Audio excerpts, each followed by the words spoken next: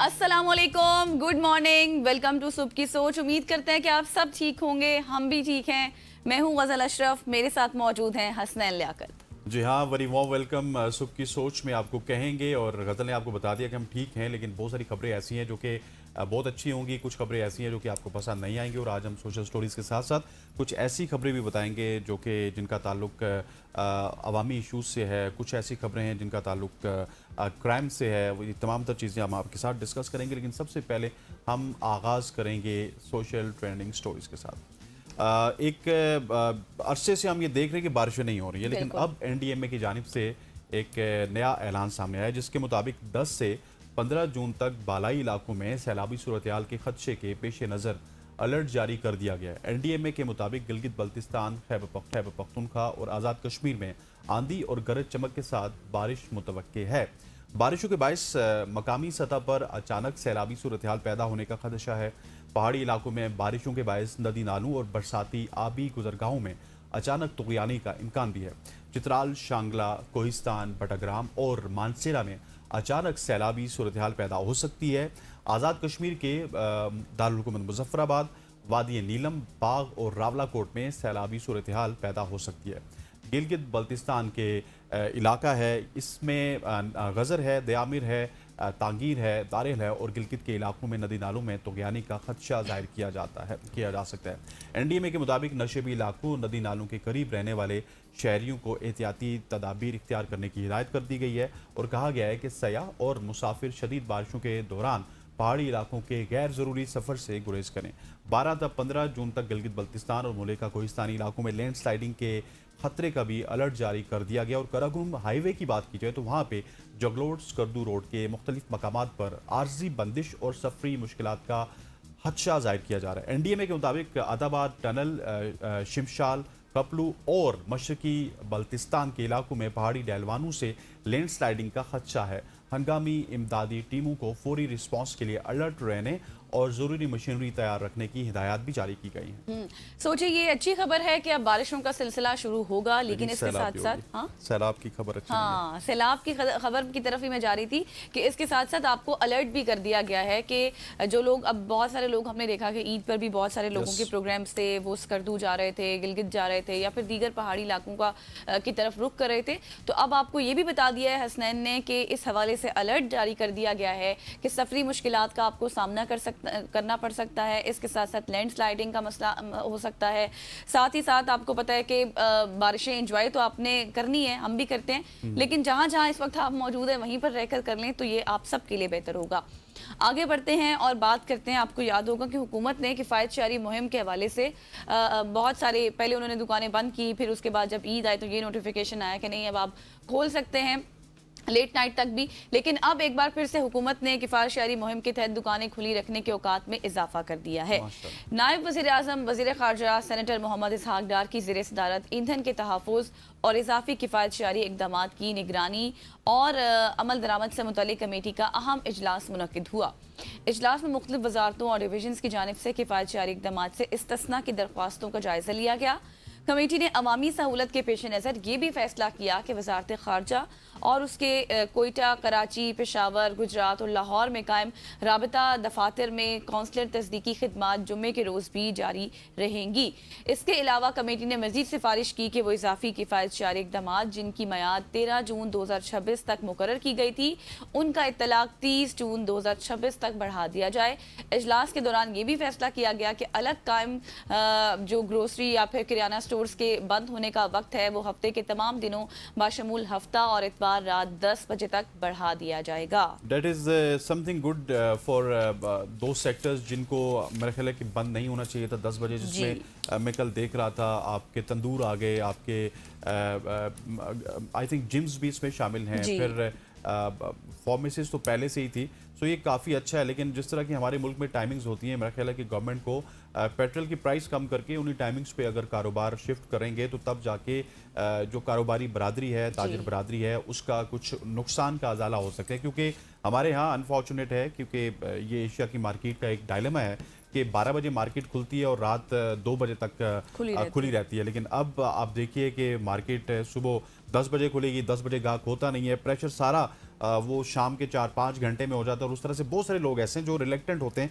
कि इस टाइम पे आप घर से ही ना निकला जाए क्योंकि बहुत ज़्यादा रश होता है। सो इस हवाले से गवर्नमेंट को अब मजीद इकदाम करने की ज़रूरत है, और स्पेशली जिसकी वजह से ये इकदाम किए जा रहे हैं, पेट्रोल की वजह से, डीजल की वजह से, खुदारा उसको भी सस्ता कर दें। लेवी के बद में आपने जो खून चूसना था वो चूस लिया, अब आवाम का थोड़ा सा भला कर दें। ख़वातीन वज़ात, आवाम के भले की बात आई, लेकिन अपने भले के लिए गवर्नमेंट कर्जे लेती ही चली जा रही है, और इस हवाले से मेरे पास एक बड़ी हैरत अंगेज़ खबर है जो मैं आपके साथ शेयर करने लगा हूँ।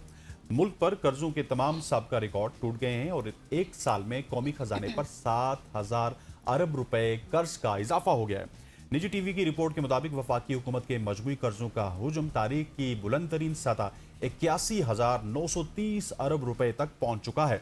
मुल्की मुआशी आदाद शुमार के मुताबिक रिपोर्ट में बताया गया है कि गुज़श्ता एक बरस के दौरान वफाकी हुकूमत के कर्जों में 6,994 अरब रुपए का होशरुबा इजाफा रिकॉर्ड किया गया, और मालियाती माहिरीन इस सूरत हाल को मुल्की मईशत के लिए एक बड़ा चैलेंज करार दे रहे हैं, क्योंकि कर्जों का हुजम मुसलसल बढ़ता चला जा रहा है और सिर्फ अप्रैल 2026 के एक माह के दौरान ही मरकजी हुकूमत के कर्जों में 1406 अरब रुपए का मजीद इजाफा देखा गया। और इक्तिसादी माहिरीन का कहना है कि हुकूमत की जानिब से बैरूनी और मुल्की कर्जों की अदायगी और बजट खसारे को पूरा करने के लिए ये लिया जाने वाला भारी कर्ज मुल्की मईशत पर शदीद दबाव डाल रहा है। बिल्कुल आप सही कह रहे हैं। जब हम IMF की ख्वाहिशात को पूरा करेंगे, उनकी शराइत को पूरा करेंगे, उनको खुश करेंगे, मजीद कर्जे लेंगे, तो ये बोझ इसी तरह से हर साल बढ़ता ही चला जाएगा। और अभी जो कल बजट के हवाले से बातें हो रही हैं, अब देखें कि उस पर मजीद कितने टैक्स लगते हैं, और फिर उसके बाद जब एक एंड पर एक रिपोर्ट आती है ना, उसमें पता चलेगा कि मजीद आपका कितना कर्जा है जो आपने अदा करना है। वो अल्टीमेटली ज़ाहिर है हम लोगों ने ही अदा करना है, टैक्सेस की मद में हमने देना है, फिर आगे वो अदा हो जाएगा। तो आगे बढ़ते हैं, अब आपको लिए चलते हैं मालदीव, क्योंकि पाकिस्तान ने मालदीव में होने वाला 4 मुल्की डायमंड जुबली फुटबॉल टूर्नामेंट जीत लिया है। फाइनल में पाकिस्तान ने अफगानिस्तान को 2-0 से शिकस्त देकर टाइटल अपने नाम किया, और पाकिस्तान की जानिब से पहला गोल शाइक दोस्त ने स्कोर किया, जबकि कौमी टीम की जानिब से दूसरा गोल खेल के आखिरी लम्हात में हारून हामिद ने स्कोर किया। यहाँ काबिल जिक्र बात यह भी है कि टूर्नामेंट में पाकिस्तान के खिलाफ एक गोल भी स्कोर नहीं हुआ, और ये भी आपको याद रहे कि ये पाकिस्तान फुटबॉल टीम का पहला बाज़ाब्ता इनफरादी फुटबॉल टूर्नामेंट टाइटल है। 1952 में Pakistan football team Ceylon cup में भारत के साथ मुश्तरका विनर हुई थी, जबकि पाकिस्तान मेंस जो सीनियर टीम है उन्होंने 1991 में multi sports event SAF games का में गोल्ड मेडल जीता था।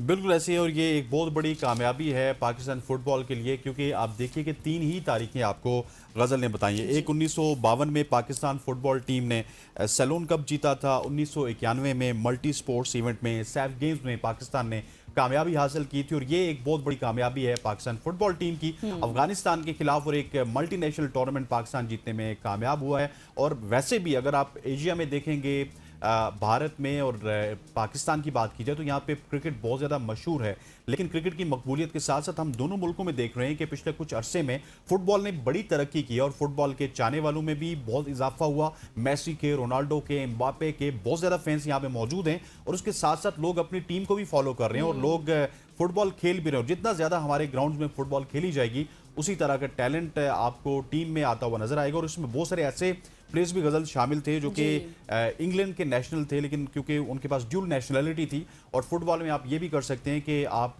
दूसरे मुल्क में जहाँ पे आप पैदा हुए वहाँ पे आप खेल सकते हैं। तो उन्होंने आके पाकिस्तान की नुमाइंदगी की, और पाकिस्तान की जानिब से उन्होंने बड़ी अच्छी फुटबॉल खेली है, और ये पाकिस्तान की फुटबॉल टीम के लिए एक बहुत ही नेक शगुन है। ख़वातीन वज़ात, अब फुटबॉल की बात हो चुकी है तो मैं वापस आपको क्रिकेट की तरफ लिए चलता हूँ। नई टीम्स की शमूलियत से PSL की आमदन में एक नुमाया इजाफा देखने को मिला है। सेनेटर राना महमूदुल हसन की ज़ेर सदारत सेनेट की कायमा कमेटी बराए काबीना सेक्रेटरीट का इजलास हुआ। इजलास में PSL 2026 के अखराजात, आमदन और मुनाफे की तफसीलात पेश की गई। पाकिस्तान क्रिकेट बोर्ड के हुक्काम ने सेनेट कमेटी काबीना को तफसीलात पेश की। पाकिस्तान क्रिकेट बोर्ड के हुक्काम ने बताया कि PSL की 2 नई टीम्स की शमूलियत के बाद लीग की आमदन और मुनाफे में नुमाया इजाफा रिकॉर्ड किया गया है। PSL टीम्स की तादाद 8 होने से मुनाफा 2 अरब से बढ़कर 7.5 अरब रुपए से तजावुज कर गया। दस्तावेजात के मुताबिक PSL 2026 पर मजमूई तौर पर 2 अरब 64 करोड़ 54 लाख रुपए से जायद के अखराजात आए। मजमूई आमदन 10 अरब 19 करोड़ 52 लाख रुपए से जायद हुई। PSL 2026 से पीसीबी को टैक्स से कबल 7 अरब 54 करोड़ 98 लाख रुपए से जायद मुनाफा हुआ और इस डॉक्यूमेंट के मुताबिक पीएसएल 2025 के दौरान पीसीबी को तकरीबन 2 अरब रुपए मुनाफा हासिल हुआ और पीएसएल 2024 के दौरान पीसीबी को मुनाफा 2 अरब 46 करोड़ रुपया हुआ था। सो मजमूई तौर पर 2026 में पीसीबी को 5 अरब रुपए से ज्यादा के मुनाफा मिला है टीम्स को फरोख्त करने से। अच्छा, ये बात ये है कि अनफॉर्चुनेटली आपको इतने मुनाफे तो मिलते हैं और फिर आप इतने अखराजात भी करते हैं, लेकिन अनफॉर्चुनेटली टीम की उस तरह से परफॉर्मेंसेस हमें नज़र नहीं आती। हम यहाँ पर बैठ के तनकीद ही करते रहते हैं, लेकिन हमारा भी दिल करता है कि जब अच्छी क्रिकेट खेली जाए तो उसको हम सराहें, उस पर बात करें, क्योंकि ज़ाहिर है क्रिकेट एक ऐसा सब्जेक्ट है जो सब लोग उसको पसंद करते हैं। हाँ, नहीं, मैं भी पसंद करती हूँ, लेकिन जब अच्छी खेल रहे हो, अच्छी परफॉर्मेंसेस हो रही हो, जब ऐसी परफॉर्मेंसेस होंगी तो फिर अपना टाइम वेस्ट करने वाली बात होती है।